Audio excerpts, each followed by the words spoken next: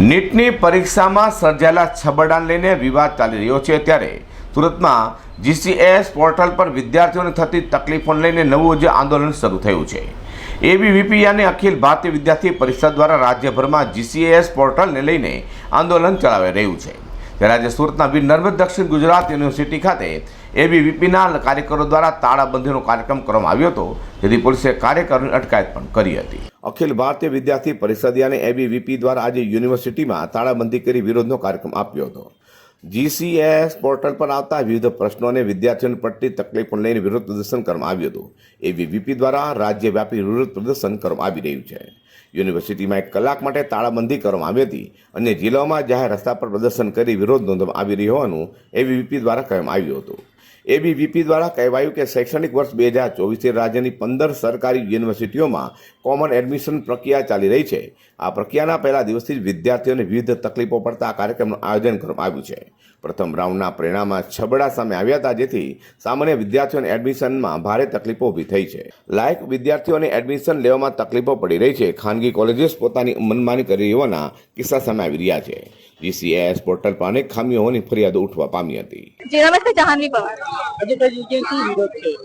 જે વિકાસની જે માહિતી એડમિશન પ્રોસેસ ચાલી રહી છે તેમાં અવારનવાર વિદ્યાર્થીઓના શિક્ષણ જીવન સાથે ચેડા કરતા જોવા મળે છે। શિક્ષણ મંત્રીઓ તમામ શિક્ષણ સેવાઓ જે રીતે મતલબ વિદ્યાર્થીઓ એકવાર ફોર્મ ફિલઅપ કરે છે ત્યારબાદ બીજી કોઈ કોલેજમાં ફોર્મ ફિલઅપ નથી કરી શકતું। એને કોઈ ચેન્જીસ કરવા હોય, સુધારા વધારા કરવા હોય જરૂરી એ પણ નથી કરી શકતા। ઘણીવાર એમ છે કે કોલેજમાં જરૂરી સીટો મર્યાદિત સીટો અવેલેબલ હોય છે, પરંતુ એની સામે બહોળા પ્રમાણમાં લોકોને બોલાવી લેવામાં આવે છે અને વિદ્યાર્થીઓ બીજી જગ્યાએ બીજી કોલેજમાં એડમિશન લઈ નથી શકતા। તો તેની માટે જે એનું આખું જે શિક્ષણ કાર્ય અટકી જાય છે।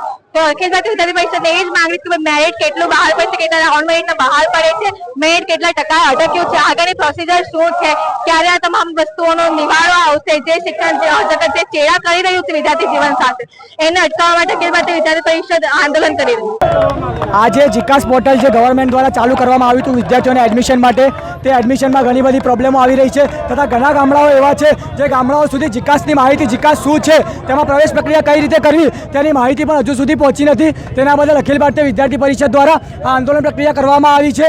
જો 24 કલાકની અંદર આનો કોઈ ઉકેલ નહીં આવે તો ઉગ્ર આંદોલન કરવામાં આવશે, કારણ કે ઘણા વિદ્યાર્થીઓ એવા છે જેમને એડમિશનનો મેસેજ આવે છે પણ એડમિશન પ્રક્રિયા આગળ વધતી નથી। એબીવીપી દ્વારા જીસીએસ પોર્ટલ પર આવતા વિવિધ પ્રશ્નોના નિવારણ અને વિદ્યાર્થીઓને પડતી તકલીફોના નિવારણ લાવવાની માંગ સાથે વિરોધ પ્રદર્શન કરવામાં આવ્યું હતું। Bureau report G24 news.